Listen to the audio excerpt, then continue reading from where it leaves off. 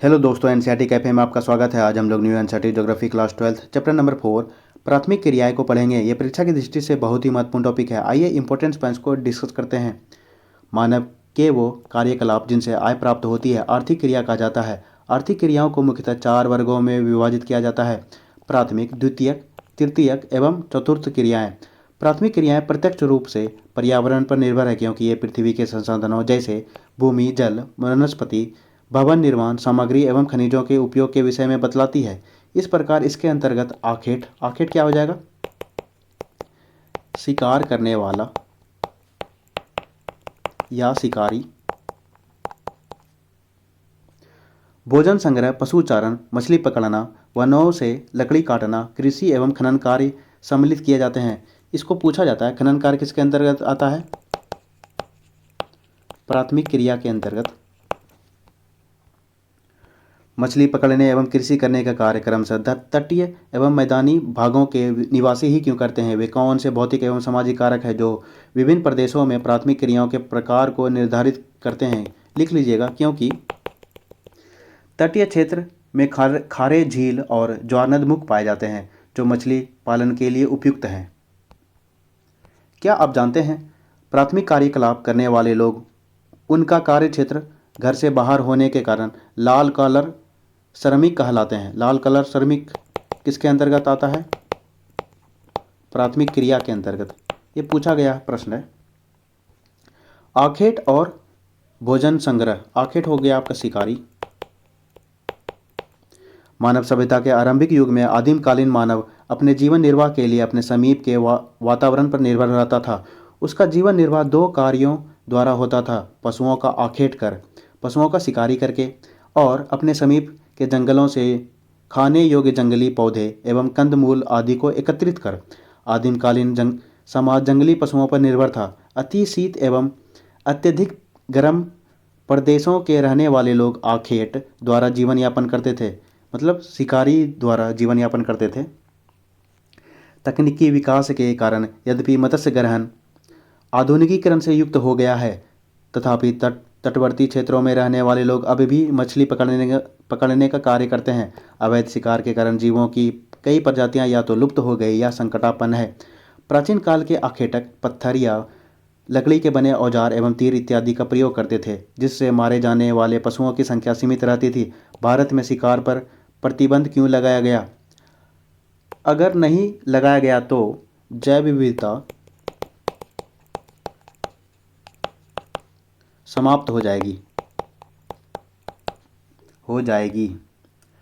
भोजन संग्रह एवं आखेट प्राचीनतम ज्ञात आर्थिक क्रियाएं हैं। विश्व के विभिन्न भागों में यह कार्य विभिन्न स्तरों पर विभिन्न रूपों में किया जाता है। यह कार्य कठोर जलवायुविक दशाओं में किया जाता है। इसे अधिकतर आदिमकालीन समाज के लोग करते हैं।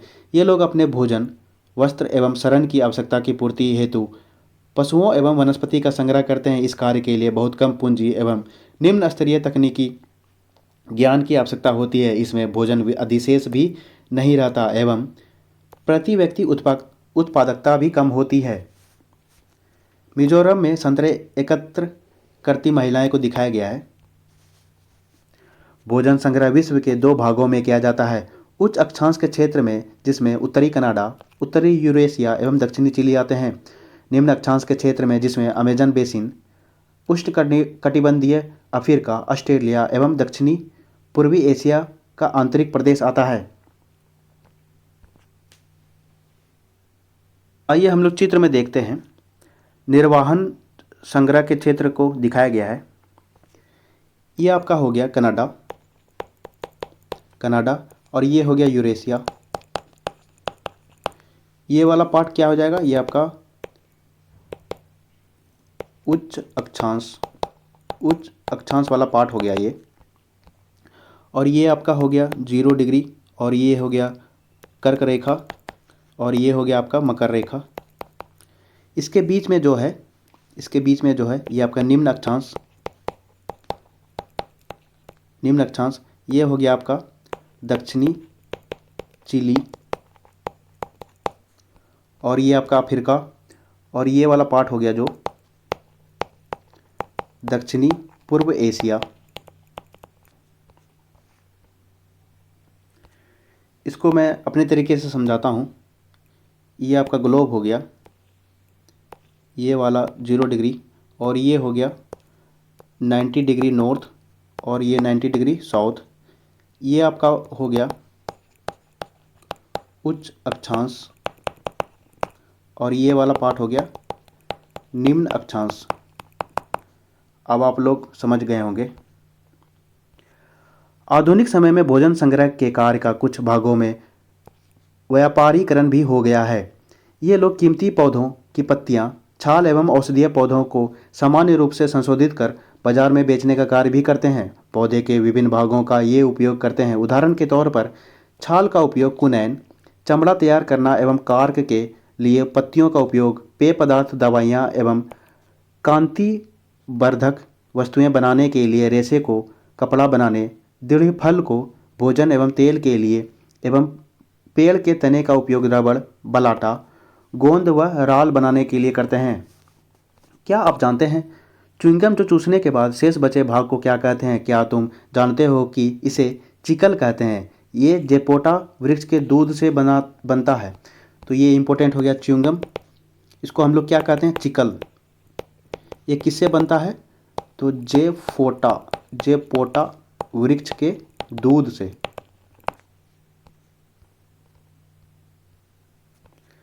विश्व स्तर पर भोजन संग्रहण का अधिक महत्व नहीं है। इन क्रियाओं के द्वारा प्राप्त उत्पाद विश्व बाजार में प्रतिस्पर्धा नहीं कर सकते। कई प्रकार की अच्छी किस्में एवं कम दाम वाली कृत्रिम उत्पादों ने उष्णकटिबंधीय वन के भोजन संग्रह करने वाले समूहों के उत्पादों का स्थान ले लिया है। पशुचारण। आखेट पर निर्भर रहने वाले समूह ने जब यह महसूस किया कि केवल आखेट से जीवन का भरण पोषण नहीं किया जा सकता, तब मानव ने पशुपालन व्यवसाय के विषय में सोचा। विभिन्न जलवायुविक दशाओं में रहने वाले लोगों ने उन क्षेत्रों में पाए जाने वाले पशुओं का चयन करके पालतू बनाया। भौगोलिक कारकों एवं तकनीकी विकास के आधार पर वर्तमान समय में पशुपालन व्यवसाय निर्वहन अथवा व्यापारिक स्तर पर किया जाता है। चलवासी पशुचारण। चलवासी पशुचारण एक प्राचीन जीवन निर्वाह व्यवसाय रहा है, जिसमें पशुचारक अपने भोजन, वस्त्र, शरण, औजार एवं यातायात के लिए पशुओं पर निर्भर रहता था। वे अपने पालतू पशुओं के साथ पानी एवं चारागाह की उपलब्धता एवं गुणवत्ता के अनुसार एक स्थान से दूसरे स्थान पर स्थानांतरित होते रहते थे। इन पशुचारक वर्गों के अपने अपने निश्चित चारागाह क्षेत्र होते थे। ये आपको दिखाया गया है। ग्रीष्मकाल के आरंभ में अपने भेड़ों को पर्वतों पर ले जाते हुए चलवासी एक स्थान से दूसरे स्थान पर भिन्न भिन्न क्षेत्रों पर कई प्रकार के पशु पाले जाते हैं। उष्णकटिबंधीय अफ्रीका में गाय बैल प्रमुख पशु हैं, जबकि सहारा एवं एशिया के मरुस्थलों में भेड़, बकरी एवं ऊँट। सहारा कहाँ पाया जाएगा? यह पूछा गया प्रश्न है। North Africa. और ये आपका विश्व का सबसे बड़ा मरुस्थल है।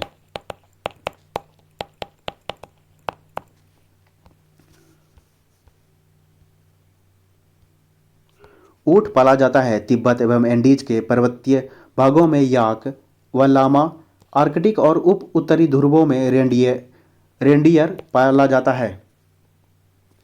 तिब्बत आपका हो गया चीन हो गया, और एंडीज हो गया आपका साउथ यूएसए।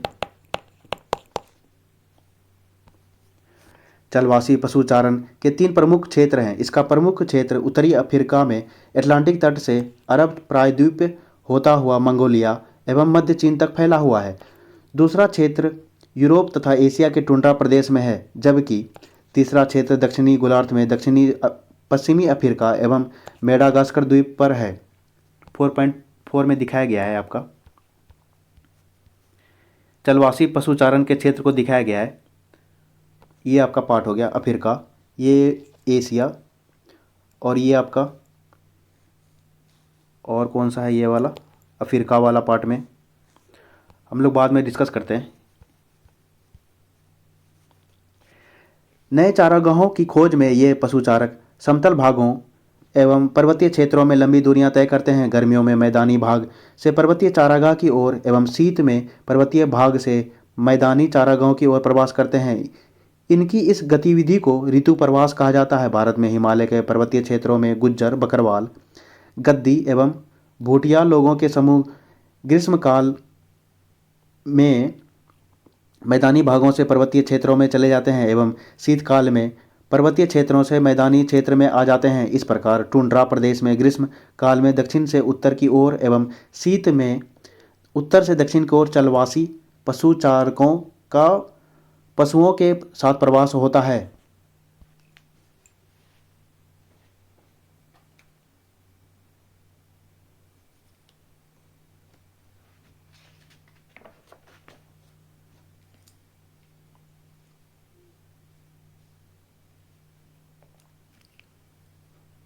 भूटिया जनजाति किस राज्य में?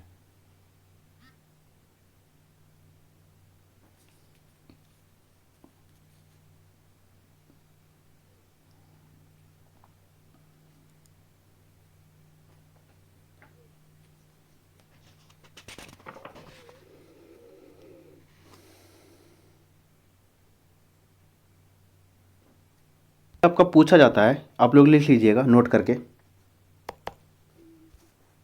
ये आप नोट करके लिख लीजिएगा। गुज्जर बकरवाल जम्मू कश्मीर, गद्दी आपका हिमाचल प्रदेश में और भूटिया आपका सिक्किम में ये जनजाति पूछा जाता है। चलवासी पशुचारकों की संख्या अब घट रही है एवं इनके द्वारा उपयोग में लाए गए क्षेत्र में भी कमी हो रही है। इसके दो कारण हैं। राजनीतिक सीमाओं का अधिरोपण, कई देशों द्वारा नई बस्तियों की योजना बनाना। वाणिज्य पशुधन पालन मतलब ये आपका बिजनेस के लिए। चलवासी पशुचारण की अपेक्षा वाणिज्य पशुधन पालन अधिक व्यवस्थित एवं पूंजी प्रधान है। वाणिज्य पशुधन पालन पश्चिमी संस्कृति से प्रभावित है एवं फार्म भी अस्थायी होते हैं। यह फार्म विशाल क्षेत्र पर फैले होते हैं एवं संपूर्ण क्षेत्र को छोटी छोटी इकाइयों में विभाजित कर दिया जाता है। चराई को नियंत्रित करने के लिए इन्हें बड़े बाड़ लगाकर एक दूसरे से अलग कर दिया जाता है। जब चराई के कारण एक छोटे क्षेत्र की घास समाप्त हो जाती है तब पशुओं को दूसरे छोटे क्षेत्र में ले जाया जाता है। वाणिज्य पशुधन पालन में पशुओं की संख्या भी चारागाह की वहन क्षमता के अनुसार रखी जाती है। यह एक विशिष्ट गतिविधि है जिसमें केवल एक ही प्रकार के पशु पाले जाते हैं। प्रमुख पशुओं में भेड़, बकरी, गाय, बैल एवं घोड़े हैं। इनसे प्राप्त मांस, खाले एवं ऊन को वैज्ञानिक ढंग से संसाधित एवं डिब्बा बंद कर विश्व के बाजारों में निर्यात किया जाता है।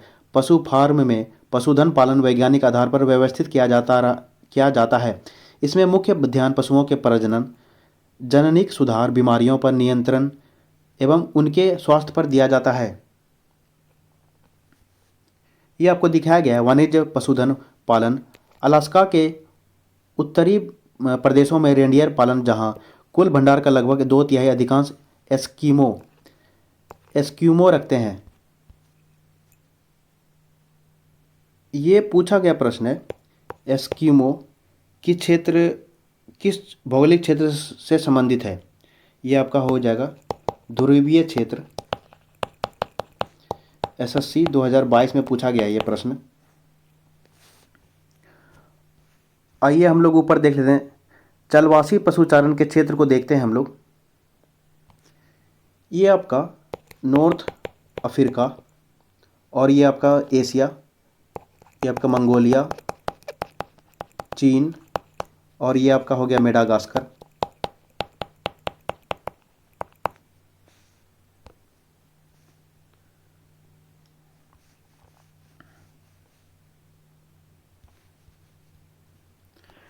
विश्व में न्यूजीलैंड, ऑस्ट्रेलिया, अर्जेंटीना, यूरुग्वे एवं संयुक्त राज्य अमेरिका में वाणिज्य पशु पालन किया जाता है।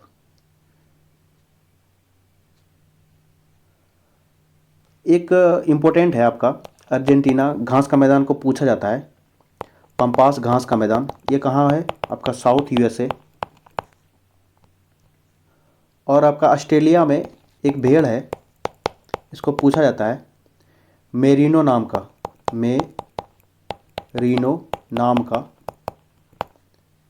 और न्यूजीलैंड में आपका प्रमुख अर्थव्यवस्था है,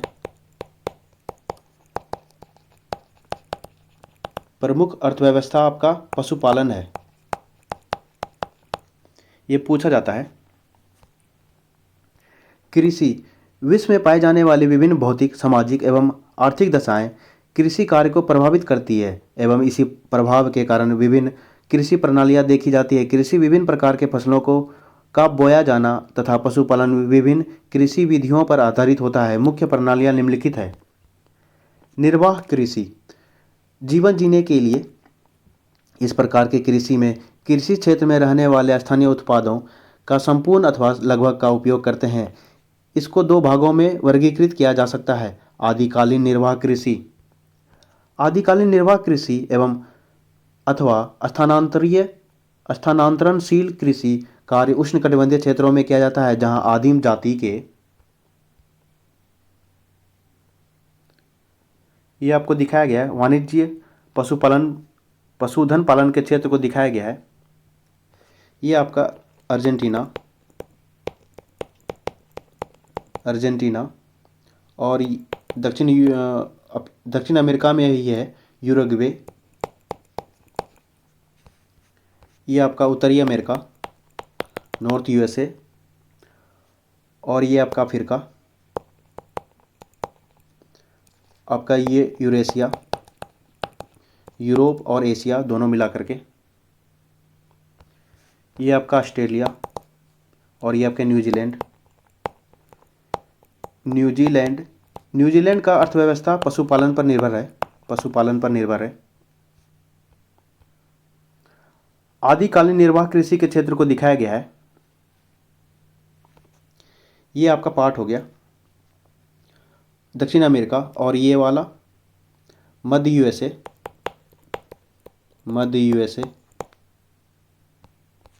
ये अफ्रीका, और ये दक्षिण पूर्व एशिया। ये वाला पार्ट हो गया उष्णकटिबंधीय क्षेत्र।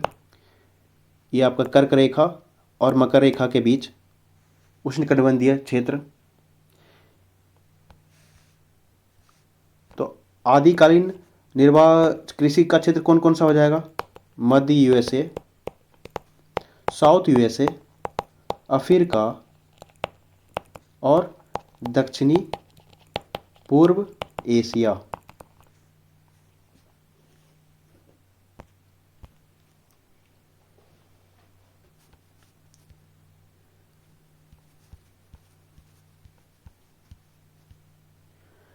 जहां आदिम जाति के लोग यह कृषि करते हैं, इसका क्षेत्र अफ्रीका, दक्षिणी एवं मध्य अमेरिका का उष्णकटिबंधीय भाग एवं दक्षिणी पूर्व एशिया है। यह हम लोग डिस्कस कर लिए हैं।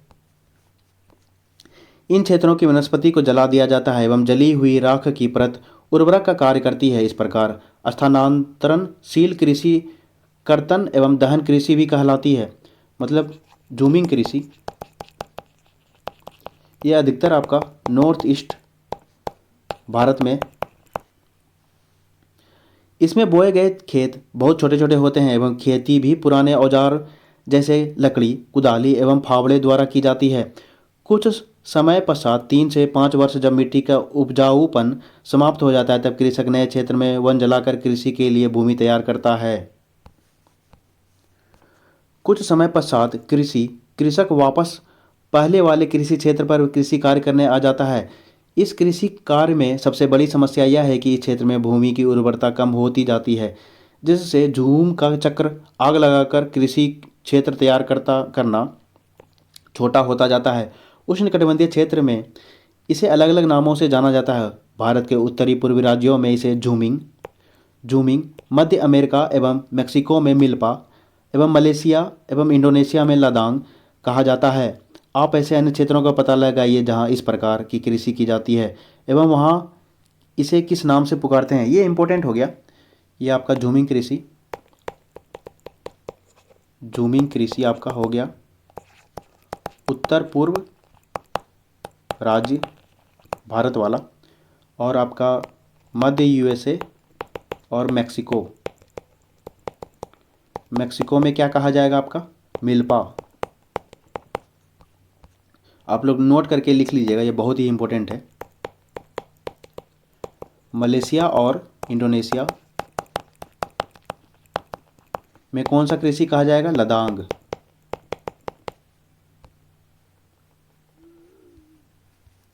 गहन निर्वाह कृषि, इस प्रकार की कृषि मानसून एशिया के घने बसे देशों में की जाती है। मानसूनी एशिया कौन सा हो जाएगा? भारत। भारत और इसके आसपास वाले देशों। गहन निर्वाह कृषि दो प्रकार के हैं। चावल प्रधान गहन निर्वाह कृषि, इसमें चावल प्रमुख फसल होती है। अधिक जनसंख्या घनत्व के कारण खेतों का आकार छोटा होता है एवं कृषि कार्य में कृषक का संपूर्ण परिवार लगा रहता है। भूमि का गहन उपयोग होता है एवं यंत्रों की अपेक्षा मानव श्रम का अधिक महत्व है। उर्वरता बनाए रखने के लिए पशुओं के गोबर की खाद एवं हरी खाद का उपयोग किया जाता है। इस कृषि में प्रति इकाई उत्पादन अधिक होता है परंतु प्रति कृषक उत्पादन कम है। चावल रहित गहन निर्वाह कृषि मानसून एशिया के अनेक भागों में उच्चावच जलवायु, मृदा तथा अन्य भौगोलिक कारकों की भिन्नता के कारण धान की फसल उगाना प्रायः संभव नहीं है। उत्तरी चीन, मंचूरिया, उत्तरी कोरिया एवं उत्तरी जापान में गेहूं, सोयाबीन, जौ एवं सोरपम बोया जाता है। भारत में सिंध गंगा के मैदान के पश्चिमी भाग में गेहूं एवं दक्षिणी एवं पश्चिमी शुष्क प्रदेश में ज्वार बाजरा प्रमुखतः रूप में उगाया जाता है। ज्वार आपका राजस्थान और बाजरा भी राजस्थान में ज़्यादा उगाया जाता है। इस कृषि की अधिकतर विशेषताएं वो ही हैं जो चावल प्रधान कृषि के हैं। केवल अंतर यह है कि इसमें सिंचाई की जाती है। यह आपको दिखाया गया है, गहन निर्वाह कृषि के क्षेत्र को दिखाया गया है। ये वाला पार्ट हो गया।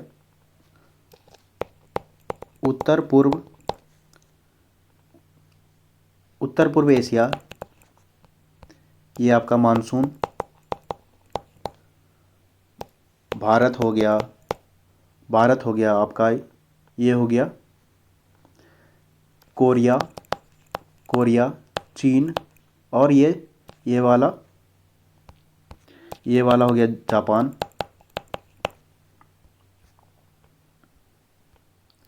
धान रोपण को दिखाया गया है।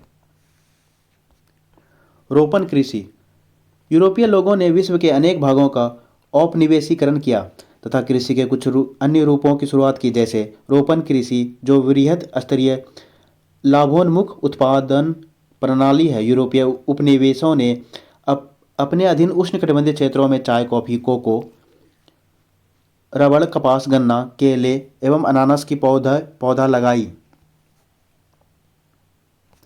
इस कृषि की प्रमुख विशेषता यह है कि इसमें कृषि क्षेत्र का आकार बहुत विस्तृत होता है। इसमें अधिक पूंजी निवेश, उच्च प्रबंध एवं तकनीकी आधार एवं वैज्ञानिक विधियों का प्रयोग किया जाता है। यह एक फसल कृषि है जिसमें किसी एक फसल के उत्पादन पर ही संकेंद्रण किया जाता है। श्रमिक सस्ते मिल जाते हैं एवं यातायात विकसित होता है जिसके द्वारा बागान एवं बाजार सुचारू रूप से जुड़े रहते हैं। फ्रांस वासियों ने पश्चिमी अफ्रीका में कॉफ़ी एवं कोकोआ की पौधा लगाई थी। ब्रिटेन वासियों ने भारत एवं श्रीलंका में चाय के बागान, मलेशिया में रबड़ के बाग एवं पश्चिमी द्वीप समूह में गन्ना एवं केले के बाग विकसित किए। स्पेन एवं अमेरिका वासियों ने फिलीपाइंस में नारियल व गन्ने के बागान लगाए। इंडोनेशिया में एक समय गन्ने की कृषि में हॉलैंड वासियों डचों का एकाधिकार था। ब्राज़ील में अभी भी कुछ कॉफ़ी के बागान जिन्हें फेजेंडा कहा जाता है यूरोप वासियों के नियंत्रण में है। ये आपका इंपॉर्टेंट हो गया। कॉफ़ी के बागान को क्या कहा जाता है? फेजेंडा। कहाँ? अफ्रीका में, ब्राज़ील में। वर्तमान में अधिकतर बागानों का स्वामित्व देशों की सरकार अथवा नागरिकों के नियंत्रण में है। चाय के बागान को दिखाया गया है। अनुकूल भौगोलिक दशाओं के कारण ढालों का उपयोग चाय बागानों हेतु किया जाता है।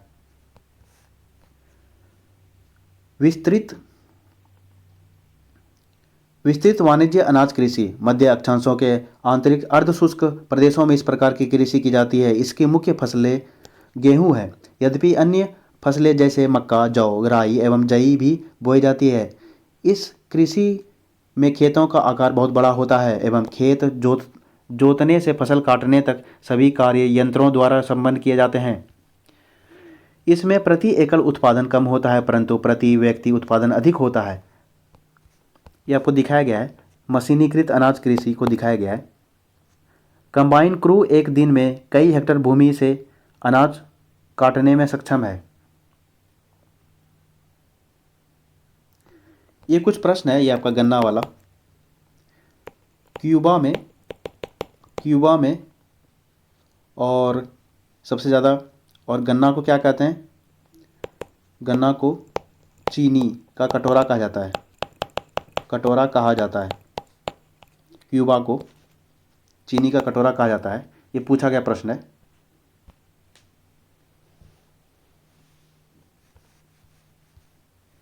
विस्तृत वाणिज्य अनाज कृषि के क्षेत्र को दिखाया गया है। ये आपका हो गया नॉर्थ अमेरिका हो गया, और यूरोप और एशिया यूरेशिया हो गया, यूरेशिया हो गया। ये वाला पार्ट हो गया पंपास, ये आपका अर्जेंटीना में,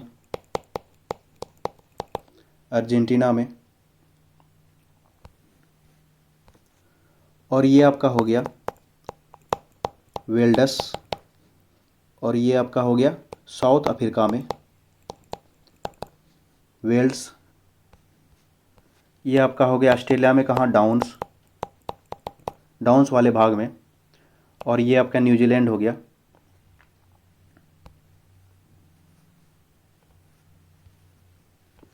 इस प्रकार की कृषि का क्षेत्र यूरेशिया के स्टेपीज, उत्तर अमेरिका के प्रेरीज, अर्जेंटीना के पंपास, दक्षिण अफ्रीका के वेल्स, ऑस्ट्रेलिया के डाउन्स एवं न्यूजीलैंड के कैंटरबरी के मैदान में है। विश्व मानचित्र के इन क्षेत्रों का निर्धारण कीजिए। करते हैं, ये इंपॉर्टेंट है, ये पूछा जाता है, बहुत बार एग्जाम में पूछा जाता है, वेरी वेरी इंपॉर्टेंट है ये। आइए डिस्कस करते हैं। उत्तर अमेरिका में क्या है? Prairies, north USA. और ये आपका हो गया अर्जेंटीना में पंपास। और ये आपका हो गया साउथ अफ्रीका, इसमें हो गया वेल्स। और यूरोप प्लस एशिया यूरेशिया में क्या हो जाएगा? स्टेपीज। ऑस्ट्रेलिया में क्या हो जाएगा? पंपास, ऑस्ट्रेलिया में आपका डाउन्स घास का मैदान हो गया। और न्यूजीलैंड में हो जाएगा आपका,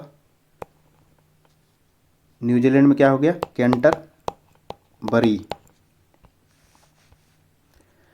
मिश्रित कृषि, इस प्रकार की कृषि विश्व के अत्यधिक विकसित भागों में की जाती है। उदाहरण के लिए उत्तरी पश्चिमी यूरोप, उत्तर अमेरिका का पूर्वी भाग, यूरेशिया के कुछ भाग एवं दक्षिणी महाद्वीप के समशीतोष्ण अक्षांश वाले भागों में इसका विस्तार है। इस कृषि में खेतों का आकार मध्यम होता है। इसमें बोई जाने वाली फसलें गेहूँ, जौ, राई, जई, मक्का, चारे की फसल एवं कंदमूल प्रमुख हैं। चारे की फसलें मिश्रित कृषि के मुख्य घटक है। फसल उत्पादन एवं पशुपालन दोनों इसमें समान महत्व दिया जाता है। मिश्रित कृषि क्या हो जाएगा? फसल उत्पादन और पशुपालन दोनों साथ साथ करना, ये पूछा जाता है। फसलों के साथ पशुओं जैसे मवेशी, भेड़, सूअर, कुकुर मतलब हो गया मुर्गी पालन आय के मुख्य स्रोत हैं। सस्यावर्तन क्या हो जाएगा आपका? फसल चक्र, मतलब बदल बदल कर फसल लगाना। एवं अंतः फसली कृषि मृदा की उर्वरता को बनाए रखने में महत्वपूर्ण भूमिका निभाते हैं। विकसित कृषि यंत्र, इमारतों, रासायनिक एवं वनस्पति खाद, हरी खाद के गहन उपयोग आदि पर अधिक पूंजी व्यय के साथ ही कृषकों की कुशलता और योग्यता मिश्रित कृषि की मुख्य विशेषताएं हैं। डेयरी कृषि, डेयरी व्यवसाय दुधारू पशुओं के पालन पोषण का सर्वाधिक उन्नत एवं दक्ष प्रकार है। इसमें पूंजी की भी अधिक आवश्यकता होती है। पशुओं के लिए छप्पर, घास संचित करने के भंडार एवं दुग्ध उत्पादन के अधिक यंत्रों के प्रयोग के लिए पूंजी भी अधिक चाहिए। पशुओं के स्वास्थ्य, प्रजनन एवं पशु चिकित्सा पर भी अधिक ध्यान दिया जाना चाहिए। इसमें गहन श्रम की आवश्यकता होती है। पशुओं को चराने, दूध निकालने आदि कार्यों के लिए वर्ष भर श्रम की आवश्यकता रहती है, क्योंकि फसलों की तरह इनमें कोई अंतराल नहीं होता जिसमें श्रम की आवश्यकता ना हो। डेयरी कृषि का कार्य नगरीय एवं औद्योगिक केंद्रों के समीप किया जाता है, क्योंकि ये क्षेत्र ताज़ा दूध एवं अन्य डेयरी उत्पाद के अच्छे बाजार होते हैं। वर्तमान समय में विकसित यातायात के साधन, प्रशीतकों का उपयोग, पाश्चेत्यरीकरण पाश्च पाश्चेत्यरीकरण की सुविधा के कारण विभिन्न डेयरी उत्पादों को अधिक समय तक रखा जा सकता है।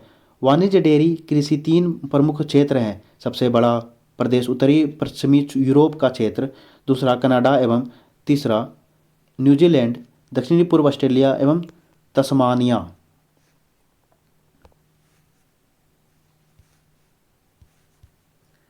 मिश्रित कृषि क्षेत्र को देखते हैं हम लोग। ये वाला पार्ट हो गया, ये तो हम लोग देख लिए ना, हाँ देख लिए।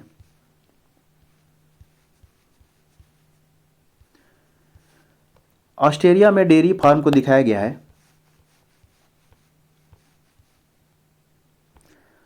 भूमध्य सागरीय कृषि अति विशिष्ट प्रकार की कृषि है। इसका विस्तार भूमध्य सागर के समीपवर्ती क्षेत्र जो दक्षिणी यूरोप से उत्तरी अफ्रीका में ट्यूनेशिया से अटलांटिक तट पर फैला हुआ है। दक्षिणी कैलिफोर्निया, मध्यवर्ती चिली, दक्षिणी अफ्रीका का दक्षिणी पश्चिमी भाग एवं ऑस्ट्रेलिया के दक्षिणी पश्चिम भाग में है। खट्टे फलों की आपूर्ति करने में यह क्षेत्र महत्वपूर्ण है। ये पूछा जाता है,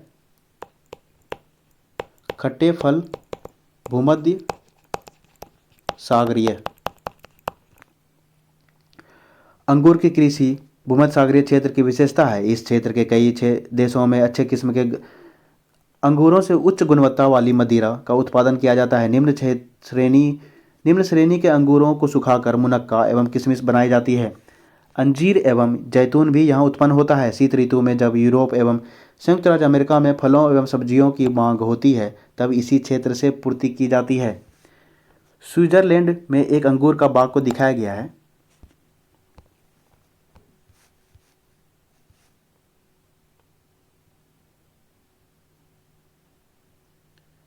एक मिनट, हम लोग इसको देख लेते हैं ना, हाँ ये वाला पार्ट को देखते हैं। मिश्रित कृषि क्षेत्र को देखते हैं। ये आपका यूरोप प्लस एशिया, यूरेशिया हो गया। ये आपका साउथ अफ्रीका हो गया, और ये वाला पार्ट हो गया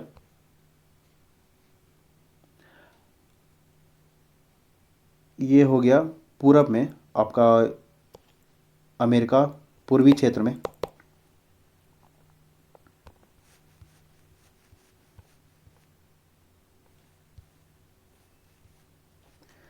कजाकिस्तान में सामूहिक फार्म से अंगूरों का संग्रह करते हुए को दिखाया गया है। बाजार के लिए सब्जी खेती एवं उद्यान कृषि। इस प्रकार की कृषि में अधिक मुद्रा मिलने वाली फसलें जैसे सब्जियां, फल एवं पुष्प लगाए जाते हैं, जिनकी मांग नगरीय क्षेत्रों में होती है। इस कृषि में खेतों का आकार छोटा होता है एवं खेत अच्छे यातायात साधनों के द्वारा नगरीय केंद्रों जहां ऊंची आय वाले उपभोक्ता रहते हैं, इसमें घन श्रम एवं अधिक पूंजी की आवश्यकता होती है। इसके अतिरिक्त सिंचाई, उर्वरक, अच्छी किस्म के बीज, कीटनाशक, हरित गृह एवं शीत क्षेत्रों में कृत्रिम ताप का भी इस कृषि में उपयोग होता है। इस प्रकार की कृषि उत्तरी पश्चिमी यूरोप, संयुक्त राज्य अमेरिका के उत्तरी पूर्वी भाग एवं भूमध्य सागरीय प्रदेश में अधिक विकसित है, जहां औद्योगिक क्षेत्रों में जनसंख्या घनत्व अधिक है। नीदरलैंड पुष्प उत्पादन में विशिष्टीकरण रखता है। तो पुष्प उत्पादन में कौन हो जाएगा? नीदरलैंड।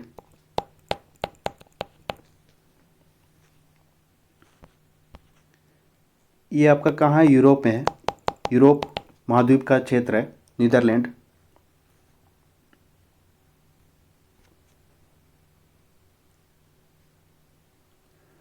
यहाँ से बागवानी फसल विशेषता ट्यूलिप एक प्रकार का फूल। ट्यूलिप पूरे यूरोप के प्रमुख शहरों में भेजा जाता है। जिन प्रदेशों में कृषक केवल सब्जियां पैदा करता है, वहाँ इसको ट्रक कृषि का नाम दिया जाता है। ट्रक फार्म एक बाजार के मध्य की दूरी जो एक ट्रक रात भर में तय करता है, उसी आधार पर इसका नाम ट्रक कृषि रखा गया है। पश्चिमी यूरोप एवं उत्तरी अमेरिका के औद्योगिक क्षेत्रों में उद्यान कृषि के अलावा कारखाना कृषि भी की जाती है। इसमें पशुधन पाला जाता है, जिनमें विशेषतः गाय, बैल एवं कुक्कुर कुक्कुर हो जाएगा मुर्गी पालन होते हैं। इन्हें बाड़ पर कारखानों में तैयार बने बनाए भोजन पर रखा जाता है एवं उनकी बीमारियों का भी ध्यान रखा जाता है। इसमें भवन निर्माण, यंत्र खरीदने, प्रकाश एवं ताप की व्यवस्था करने एवं पशु चिकित्सा के लिए बहुत अधिक धन की आवश्यकता होती है। अच्छी नस्ल का चुनाव और प्रजनन की वैज्ञानिक विधियों कुक्कुर एवं पशुपालन के महत्वपूर्ण लक्षण है। कृषि करने वाले संगठन के आधार पर भी कृषि के प्रकारों का वर्गीकरण किया जा सकता है। कृषि संगठन कृषक का खेतों पर अपना अधिकार एवं उस पर सरकारी नीतियां जो कृषि में सहायक होती है से प्रभावित होता है। यह आपको दिखाया गया है। नगरों के समीप सब्जियों का उगाया जाना, ट्रकों एवं ठेलों पर नगरीय बाजारों में ले जाने वाली सब्जियों को लादा जाना, ये दिखाया गया है। ये देखते हैं, डेयरी कृषि के क्षेत्र को देखते हैं हम लोग। ये आपका हो गया उत्तर पश्चिमी यूरोप, ये आपका हो गया उत्तर पश्चिमी यूरोप हो गया, और ये आपका हो गया पूर्वी नॉर्थ यूएसए। ये आपका हो गया भूमध्य सागरीय क्षेत्र,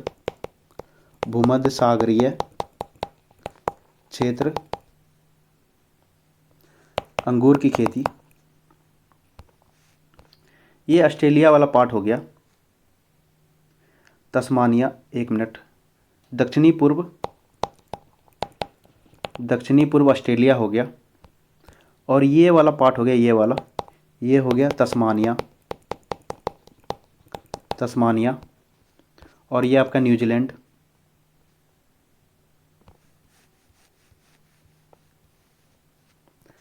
सहकारी कृषि, जब कृषकों का एक समूह अपनी कृषि से अधिक लाभ कमाने के लिए स्वेच्छा से एक सहकारी संस्था बनाकर कृषि कार्य संपन्न करें, उसे सहकारी कृषि कहते हैं।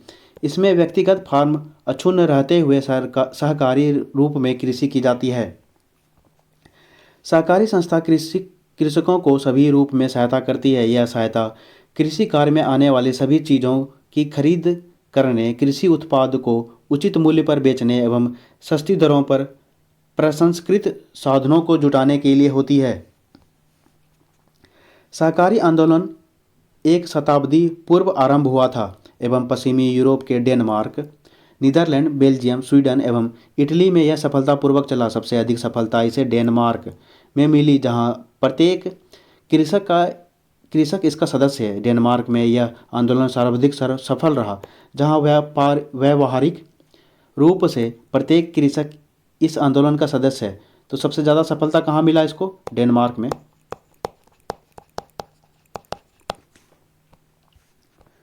सामूहिक कृषि, इस प्रकार की कृषि का आधारभूत सिद्धांत यह होता है कि इसमें उत्पादन के साधनों का स्वामित्व संपूर्ण समाज एवं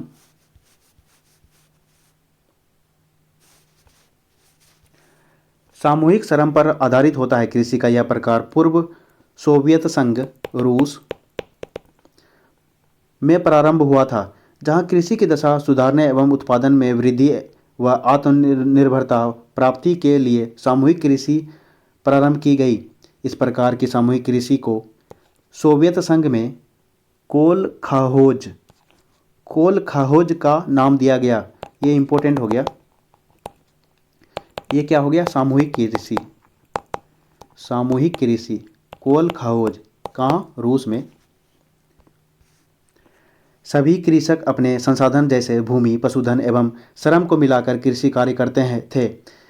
ये अपनी दैनिक आवश्यकताओं की पूर्ति के लिए भूमि का छोटा सा भाग अपने अधिकार में भी रखते थे।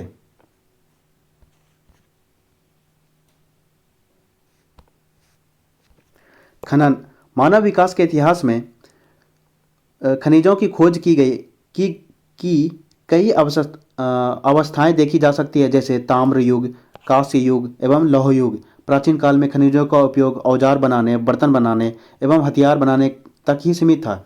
इसका वास्तविक विकास औद्योगिक क्रांति के पश्चात ही संभव हुआ एवं निरंतर इसका महत्व बढ़ता रहा है। खनन कार्य को प्रभावित करने वाले कारक। खनन कार्य की लाभप्रदता को दो बातों पर निर्भर करती है। भौतिक कारक जिनमें खनिज निक्षेपों के आकार, निक्षेपों का मतलब हो गया जमाव, श्रेणी एवं उपस्थिति की अवस्था को सम्मिलित करते हैं। आर्थिक कारक जिनमें खनिज की मांग, विद्यमान तकनीकी ज्ञान एवं उसका उपयोग अवसंरचना के विकास के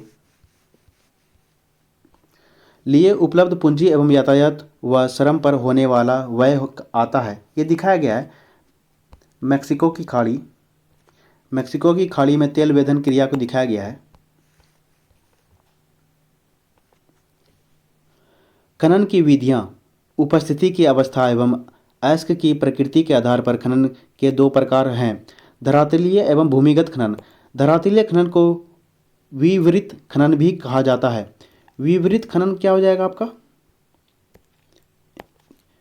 विवृत खनन हो जाएगा आपका ऊपरी आवरण को हटाकर खनन करना। यह खनिजों के खनन का सबसे सस्ता तरीका है क्योंकि इस विधि में सुरक्षात्मक पूर्वोपायों एवं उपकरणों पर अतिरिक्त खर्च अपेक्षाकृत निम्न कम होता है एवं उत्पादन शीघ्र व अधिक होता है। जब अयस्क धरातल के नीचे गहराई में होता है तब भूमिगत अथवा कूपकी खनन विधि का प्रयोग किया जाता है। इस विधि में लंबवत कूपक गहराई तक स्थित है, जहाँ से कूपकी हो जाएगा एक तरह का कुआं की तरह खोदना, जहाँ से भूमिगत गैलरियाँ खनिजों तक पहुँचने के लिए फैली है। इन मार्गों से होकर खनिजों का निष्कर्षण एवं परिवहन धरातल तक किया जाता है। खदान में कार्य करने वाले श्रमिकों तथा निकाले जाने वाले खनिजों की सुरक्षित और प्रभावी आवागमन हेतु इसमें विशेष प्रकार की लिफ्ट भेदक बर्मा, माल ढोने की गाड़ियाँ तथा वायु संचार प्रणाली की आवश्यकता होती है। खनन का यह तरीका जोखिम भरा है क्योंकि जहरीली गैसें, आग एवं बाढ़ के कारण कई बार दुर्घटनाएं होने का भय रहता है। क्या आपने कभी भारत की कोयला खदानों में आग लगने एवं बाढ़ आने की विषय में पढ़ा है? आप लोग पढ़े होंगे तो देखिएगा। खनन की विधियों को दिखाया गया आपका विवृत अथवा विपट्टी खदान। ये आपका समतल वाला भाग हो गया। समतल वाला भाग मतलब ऊपरी आवरण को हटाकर खनन कर रहे हैं ये लोग। और ये कुफकी खनन हो जाएगा एक तरह का कुआं की तरह खोद रहा है ये लोग, वही दिखाया गया है। विकसित अर्थव्यवस्था वाले देश उत्पादन की खनन, प्रसंस्करण एवं शोधन कार्य से पीछे हट रहे हैं क्योंकि इसमें श्रमिक लागत अधिक आने लगी है, जबकि विकासशील देश जैसे कि हम लोग भारत विकासशील देश अपने विशाल श्रमिक शक्ति के बल पर अपने देशवासियों के ऊंचे रहन सहन को बनाए रखने के लिए खनन कार्य को महत्व दे रहे हैं। अफ्रीका के कई देश, दक्षिण अमेरिका के कुछ देश एवं एशिया में आय के साधनों का 50% तक खनन कार्य से प्राप्त होता है। आइए हम लोग अभ्यास प्रश्न को देखते हैं। निम्न में से कौन सी रोपण फसल नहीं है? कौन सा नहीं है रोपण फसल? तो गेहूं है।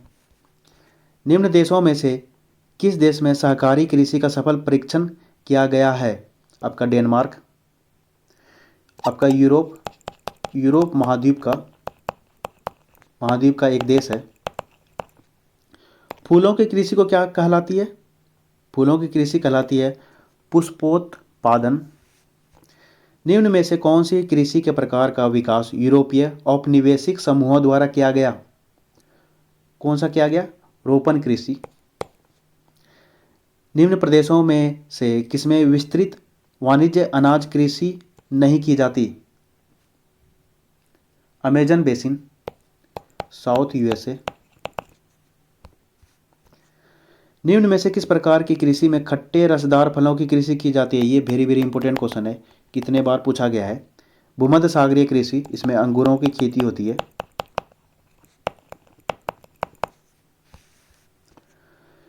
निम्न कृषि के प्रकारों में से कौन सा प्रकार कर्तन दहन कृषि का प्रकार है? कौन सा हो गया आपका? ये आपका कौन सा हो जाएगा? ये आदिम कालीन निर्वाह कृषि, जिसको हम लोग झूम कृषि भी कहेंगे, झूम कृषि नॉर्थ ईस्ट भारत में।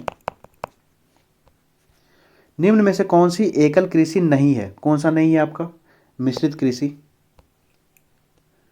तो दोस्तों ये चैप्टर कैसा लगा आपको? अगर कुछ सजेशन देना हो तो मेरे कमेंट बॉक्स में दे सकते हैं। कृपया मेरे चैनल को थोड़ा सपोर्ट कीजिए, लाइक कीजिए, अपने दोस्तों के साथ शेयर भी कीजिए, जिससे वो भी एनसीईआरटी फैक्ट्स को जान सके। धन्यवाद मित्रों, आपका दिन शुभ हो। जय श्री राम, हर हर महादेव।